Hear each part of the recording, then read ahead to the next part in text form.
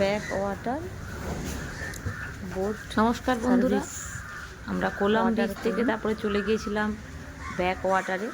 তো আমরা এখন তো ওখানে এক ওখান থেকে একজনের চলে এসেছি ব্যাক আমাদের ওয়াটারে। 500 টাকা করে বোটিং নিয়েছিল। বোটে চাপবো। তো তারপরে দেখো আমরা বোটে সবাই একসঙ্গে বসছিলাম, মানে বয়স্ক যে মাসিমা ছিল উনি একটু ভয় পাচ্ছিলেন। তো এরপরে যে দৃশ্যগুলো আপনাদেরকে ভিডিওর মাধ্যমে দেখতে পাবেন খুবই সুন্দর। মানে তখনও পর্যন্ত আমরা তো যাইনি, দেখা হয়নি। তো পুরোটাই জল জল, আর চারিদিকে পুরো জঙ্গল, গাছপালা, ম্যানগ্রোভ জাতীয় গাছ, নারকেল গাছ, প্রচুর রকমের গাছ, দুদিকে জঙ্গলের মানে মাঝখান থেকে পুরো মানে জলপথে আমরা পুরো একদম গিয়েছিলাম। বোটিং করেছি, মানে বোটিংয়ে চেপেছিলাম। পুরো আমরা 1.5 ঘন্টা বোটিংয়ে ছিলাম আমরা। চারিদিকে খালি নারকেল গাছ, মানে জঙ্গলে যত রকমের গাছ, অনেক গাছের নাম জানি না। চারিদিকে জল, পুরো জল একদম ভর্তি।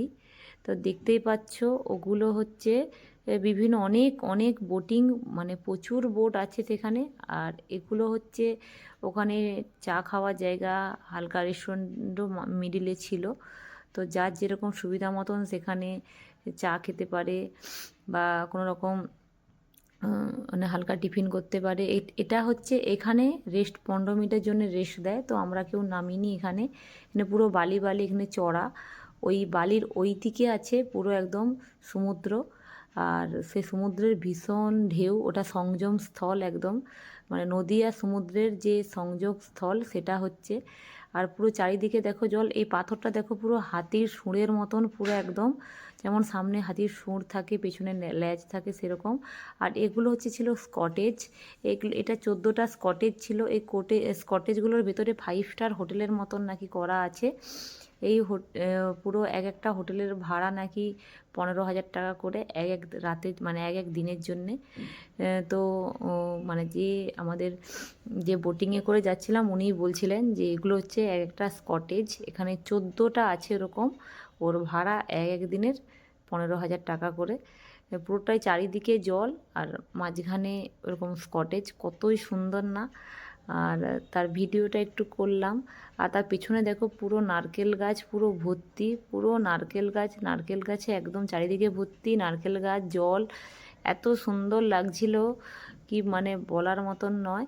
তারপরে দেখুন এত মানে আপনাদের ভিডিওগুলো কেমন লাগছে, জায়গাগুলো কেমন লাগছে প্লিজ জানাবেন। এটা হচ্ছে কিন্তু কেরালাতেই, এখন আমরা কেরালাতেই ছিলাম। এখানে দেখুন মেরি মায়ের হচ্ছে একটা স্ট্যাচু। এখান পর্যন্ত ওদের যে সীমানা আছে এই পর্যন্ত ওরা দেখাবে, নিয়ে আসবে। তো এখানটা সব বোটিংয়ে করেই আমরা দেখছি, আমরা কেউ নিচে নামিনি। চারিদিকে তো জল, আর এত সুন্দর লাগছিল। আমরা গিয়েছিলাম ওটা বিকেল টাইমে। আমরা কোলাম বিচের পর তারপরে গিয়েছিলাম ওই ব্যাক ওয়াটারে। তারপরে এরপরে আমরা ওখান থেকে চলে গিয়েছিলাম কন্যাকুমারীতে।